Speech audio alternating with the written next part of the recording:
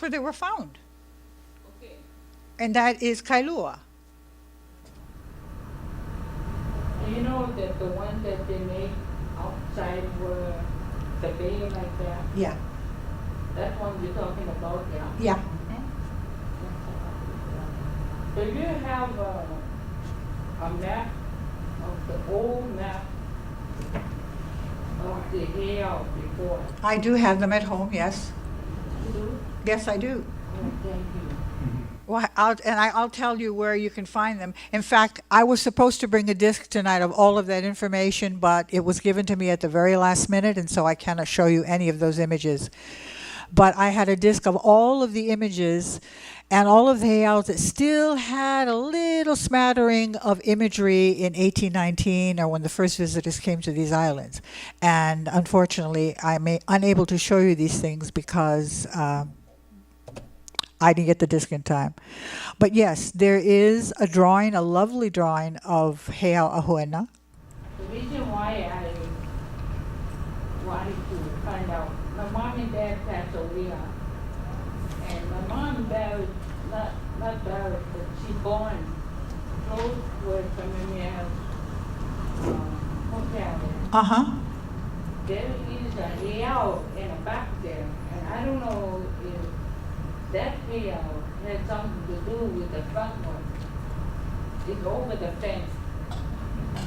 That's the old Heiau. So I was just wondering if you folks found that on that area instead of. You know, if you find the book written by Stokes, Stokes,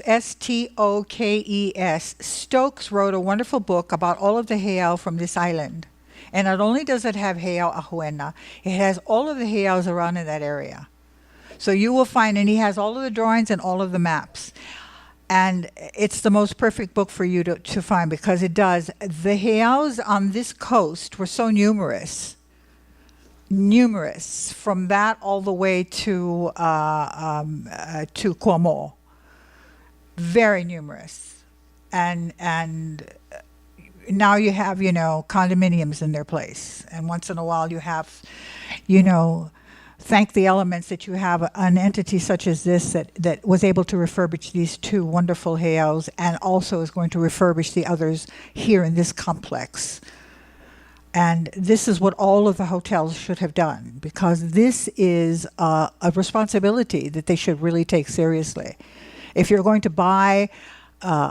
if you're going to try to lure the visitor to Hawaii, at least give them something outside of something very commercial and material. Give them something that has substance. And this is what we would like to happen. But there were dozens of heiaus on this coast. You're welcome. Where was I at? Okay. Was there another question? Yes, sir. Supposedly, when Kamehameha the First was given was the Kuka Ilimoku. Yes. Okay, that was like what, the image or a specific ki'i or what? Yes, that was a feather image. A feather. A feather image. Okay, well, why would that be worth as much as the rest of the island, which I think his brother got? Why would that be what? I'm sorry. Why was that considered kind of equal? One of them got, I think, the whole island, right? The rest of the island. Well, yes. There again, the Kuka Ilimoku definitely deals with war. So actually, that gave him then the privilege of conquering. So it's the power, the scepter in the king's hand. I have the Kuka Ilimoku, so therefore it is my privilege and right to do as I see fit to gather the islands together. Now, because my husband comes from the other side, we're not too happy with what Kamehameha did. And when he speaks about it, he speaks of not how do they say that Kamehameha gathered the islands together, united the islands. Actually, he conquered them, and he conquered them at a great price, because it was a civil war, brother against brother, and many died in those battles. So, and many families were wiped out, and many clans were wiped out, and many districts were laid desolate. So when you think of the benign way that it is presented to you today, it's not the way it really went. So, but of course, isn't that the way history goes? But just that you brought up the subject is very interesting. This is my husband, Rocky, and this is the piece that he just finished. Now, this is a hulumanu. This is a feathered image. But you see, when I talk about it has a distinct language, but then the artist can interpret it using the components within that language, but then interpreting it artistically in his or her way. So this is a feather image, and the wood itself is Sitka spruce, and this is a drop-off from the Hawaiiloa double hull canoe, and the teeth are sterling silver rather than bone, and the eyes are aluminum, and this is the image, the feather image that is at the London Museum, the British Museum of Man. So this is a perfect example of showing you how you can take the design, and in every detail, it reflects that feathered image, except that it is in wood. The teeth are there, but they're of sterling silver. And he has put his spin on those few elements. But the feather images were very, very important. Not only were they part of the war ritual, but they were part of other rituals as well. And many benign rituals as well. So you have many, many feather images throughout the world, collections. Is all that work done with hand tools? No? Yeah, my husband, I'm going to write his biography. I'm going to call it 3 Chisels and a Baseball Bat. Because when he first started carving, he had 3 craftsman chisels from Sears. And he fashioned a mallet out of the heavy end of the baseball bat. The handle part. He still has that mallet, and he still uses it. Rocky is mostly hands-on carver, old school carver. So this is why these images that he is doing for Disney has taken him forever and a day, because he is old school. He carves. He has many types of mallets. He has now more than the 3 chisels from Sears. And this is the work that he does using those tools, yes. I'm not familiar with what feather image is. Okay. Can you say a little bit more about that? Feather images were very, very different from of course, from the wooden images, because the elemental images were so huge that they were, once you set them in place, they pretty much stayed there forever. You had the images that were mobile too, smaller images that were used in ritual. They were made out of wood. But the lightest images were made out of wicker work. So the feather image was made out of wicker. And the wicker that was used was ie. They would weave these wonderful foundations, and then they would apply the feathers on them, much as they would apply them on a cape. You apply them on the net, and then you put the netting over the wicker work. And it had a headdress. It has the eyes. Too bad we don't have one that I could show you, but I do have. It's very portable. It's very light. They were carried in battle. They were carried in ritual. They were carried up into the mountains when they had to cut down trees for images. The whole ritual before they cut the wood down for the ku image for temple, they would have this very lengthy ceremony where all of the feather images were brought in procession up into the mountains to get the wood for these images. So they were extremely portable. They were very light. And they're very fragile today, and they're extremely beautiful. So this is a feather image because it's lighter, is that what you mean? No, it's an interpretation. It's interpretive. In other words, what he did was he took the image, the feather image, but he created it in wood. And he recreated all of the elements in metal. It's made to represent that feather image at the London Museum. Yes. Yes. Has Rocky carved anything other than the food images? Okay, this is maybe what we should, Natalie, if you can do. Rocky carves basically everything that deals with his culture. He doesn't regurgitate, and the only time regurgitate, I love the term, forgive me for using it, but because so much of the art today is regurgitated. He does, and when he copies an art form that exists in the museums or in the catalogs, he does it as a lesson to himself. Because when he creates from that perspective, he knows what the original carver went through when he created it. So he manages to understand every obstacle that can come, whether the wood presents it to you or whether the idea of the design is presented to you. This is one of the last pieces that he did too. This is a commemorative to Hina Hanaya Kamalama, the moon element. So you will see that although this copies absolutely no images that exist, but he has all of the language in there. You have she's female, number one. You have the moon that she is holding in her hands. You have her face, and she is girded with her malo. This is mango wood sitting on a koa base. And this is about maybe 5 feet tall. And Rocky never cuts down trees. Rocky is either given wood that has been already down, or he picks up wood that is down. He never cuts a tree. So this piece of mango that was given to him had nails nailed into it.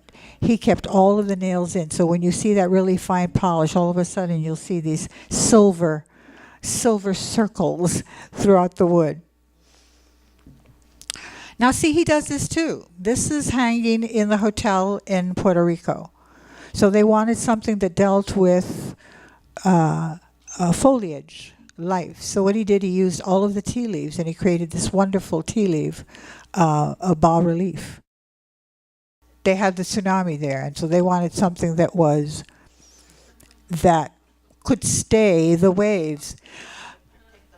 But the thing about it is that when he shipped this, they had a terrible storm, a terrible hurricane that went through the islands.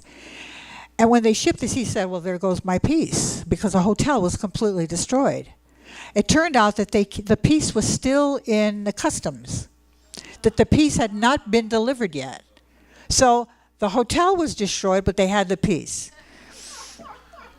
But this is what do they call it? Purple Brazilian, purple heart.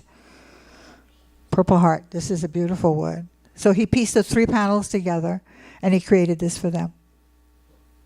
This is about 6 feet by 6 feet. It's huge.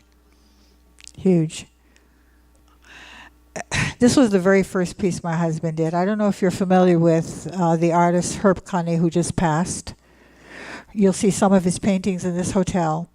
When my husband started his career in art, he was very much influenced by Herb Kane's a painting that he did of the mo'oku in a canoe going out to greet Captain Cook. And this is what he carved from that. So he does realistic work as well, although that is not, today that is no longer his passion, because he likes to create what one sees with spiritual eyes rather than with physical eyes. So his work is mostly conceptual. But this is, in those days, early 70s, boy, shoestring budget, yeah. So we would go to the beaches and we would get driftwood. This is kiave wood from Oahu, from Makaha side. So he would gather all of this really dense, beautiful kiave wood that actually breaks tools. I don't know how many chisels he broke carving this piece. It's like stone. This is small. This is maybe 24 inches tall. These are his very first pieces. My husband is educated in two-dimensional work. So when he came back to Hawaii, he got into his culture. This was in the late 60s. He got into his culture, and carving was like, he finished school and he had to do an art project, and his art teacher said, well, I want you to carve something on a potato. So he went home and he carved this amazing figure in a potato, and that was it. He said, oh, this is what I want to do. And so every little piece of wood that we could find, that's what he did. He just carved and carved and carved. This is one of his later pieces. This is what I told you that he likes to do interpretive. He likes to do things that deal with the esoteric part of his culture. So this is Haumea, the Earth Mother. And under her malo, she is squatting, and she gives birth. So you see her vulva, and very important to understand that the Earth Mother is revered, was revered in a way. Haumea, the Earth, everything emanating from the Earth. This wood, if I'm not mistaken, is Milo. I think it's Milo. It's very dark and black. And there again, using the iconography of the teeth, the mouth, and the inlay eyes. And it's very beautiful. So there are many things that you can walk away with today, knowing that you have to be in touch with the place that you live at, no matter where you live at. How can anybody live anywhere and not know where they're living at? And and I'm sorry to say this, but the way they've developed Kona is a shame, because it doesn't give you an understanding of what this island is about. You have to go away from that strip that who were the planners of this city? I have no idea, but they did it an injustice. And you have to go away, go to Pukola, go to Kauai, go to see those temples, go to Hilo side, go to Punalu'u. They have beautiful temples at Punalu'u. There are so many beautiful things on this island outside of the beauty of the island, the many waterfalls and rivers and whatever have you. Try to connect to nature as it was and not what they've turned it into, just an e-ticket. Okay, now this is what he's working on now, just to give you an idea of how large these pieces are. This is really laying down, so Natalie worked it so it looks like it's standing, because they are approximately 9 feet tall, and they're just immense. And this is ohia wood, so it's very, very heavy and very dense, and it's not something that you can stand up at will. Once you've carved once you've laid it down and started carving it, it pretty much stays there throughout the process. So throughout this whole process, Rocky kept on saying, I hope it's not crooked. I hope it's not crooked. I hope it's not crooked. I hope the eyes are straight. I hope so. So when Natalie showed him these, she was able to show him that they were. So this piece he's doing, when that Disney complex it's huge.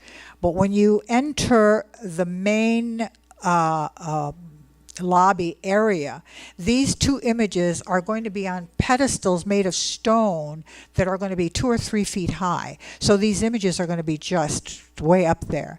And one is female and one is male. This is the male image. The male image, because of that area, he chose to use Kane and Kanaloa. Kane is the earth side, and Kanaloa is ocean side. Kane is the sun, and Kanaloa is the he'e, the octopus.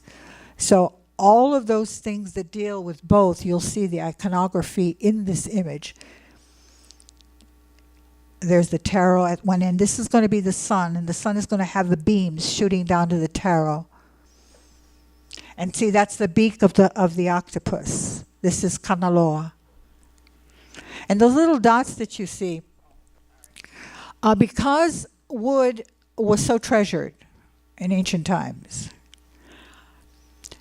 the wood itself, but then the process, the energy that one puts into creating the piece itself, that energy used to create the wood is a treasure.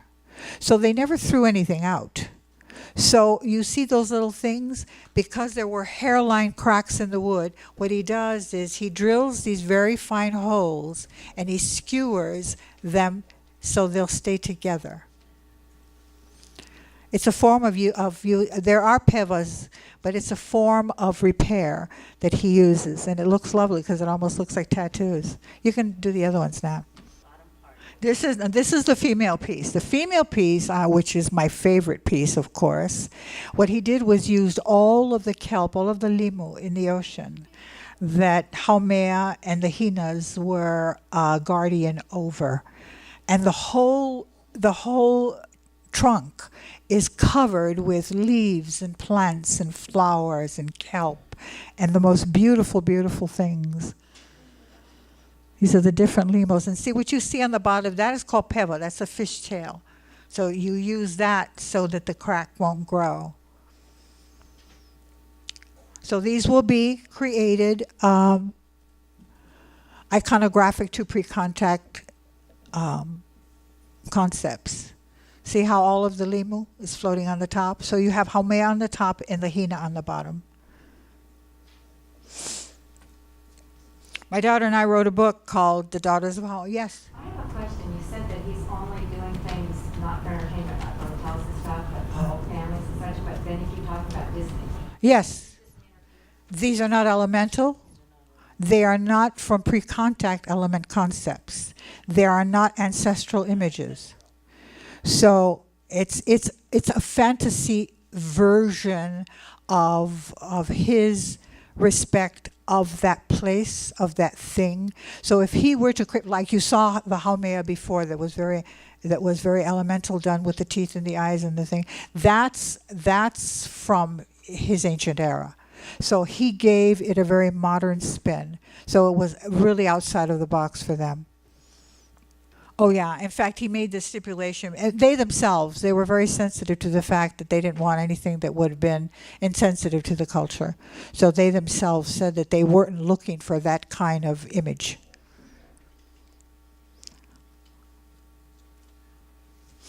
Yes? These are so powerful, both kinds of images, and I'm so thankful to see them. Can I have a question ask you about the ku images? Mm-hmm. How looking at a ku image can you tell which aspect of ku it reveals if it's in the same language? Well, my darling, being that we only have 3 ku images left, that's hard to say. That, the images were carved in secret. They weren't carved, in the village plaza. They were carved in secret. The language of Kalaina no longer exists. This is why it took many years of research to even just discover this much with Pukui and Pat Bacon and all the guys from the region. We're talking about late 60s here. So we're talking about a time when the Renaissance was just burgeoning. And it was very difficult to recreate something that just was not there. And we would find a word here, a sentence there,